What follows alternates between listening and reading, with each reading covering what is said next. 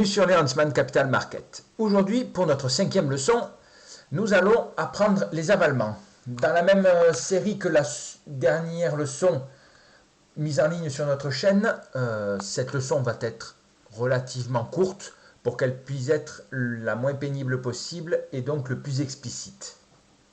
Alors, un avalement. Un avalement, c'est un signal de retournement de tendance. Donc, pour qualifier un avalement, il faut déjà que le marché soit préalablement en tendance. C'est-à-dire qu'on soit sur un marché haussier ou baissier. L'avalement, il est d'autant plus fort qu'il englobe plus que le corps de la bougie précédente. Les mèches sont alors aussi à l'intérieur du corps de la bougie.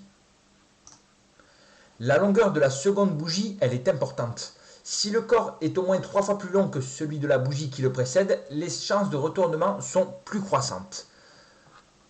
Comme ça vous dit rien, mais je vais vous expliquer par la suite avec le graphique qui arrive. Voilà ce que c'est un avalement sur un graphique. On est, sur la première image, dans un marché baissier. Donc ici, on voit le corps de la bougie baissière et le corps de la bougie haussière suivante. On voit que le corps rentre à peu près 2 fois, le corps de la bougie baissière rentre à peu près 2 fois dans le corps de la bougie haussière et que l'ensemble de la bougie rentre dans le corps de la bougie suivante. Voilà, que corps plus mèche rentre intégralement dans le corps de la bougie suivante. Quand cette configuration se présente, il y a généralement un retournement de tendance. Donc, dans ce cas, le marché repart à la hausse. Dans le graphique suivant, on remarque que la dernière bougie haussière rentre dans le corps de la bougie suivante. Exactement dans la même configuration. Il faut que le corps plus la mèche de la dernière bougie rentre totalement dans le corps de la bougie suivante. Et là, il y a un retournement de tendance. Les couleurs sont très importantes. Dans un marché baissier, l'avalement se caractérise par une dernière bougie rouge et la bougie suivante verte. Et dans un marché haussier, la dernière bougie doit être verte, suivie d'une bougie rouge. Pour vous expliquer un peu plus, on va prendre un graphique.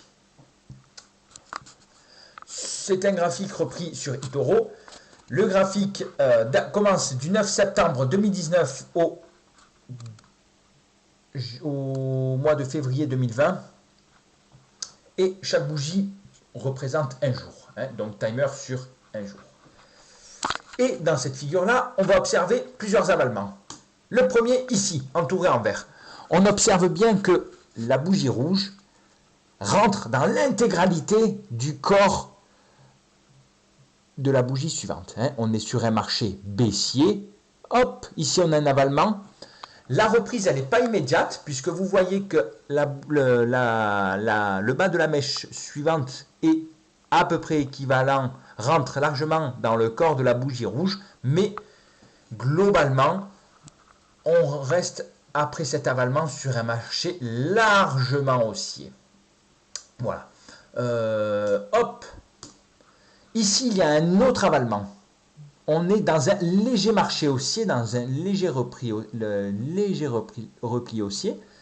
Et on voit une bougie verte rentrant totalement dans le corps de la bougie rouge. Et on a juste après une deuxième confirmation.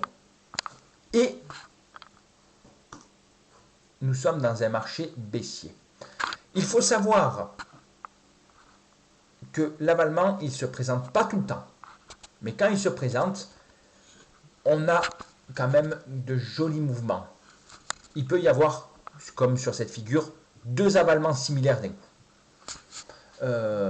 L'avalement, ce n'est pas à court terme, c'est plus à long terme généralement. On le voit plus sur des graphiques à 1 jour par bougie que 30 minutes par bougie. Et dans notre leçon, on va quand même faire le lien avec les leçons précédentes. regardez ce joli petit marteau. Il y a aussi un autre petit marteau ici qu'on voit là. Et en plus, si vous regardez bien, il y a deux pendus.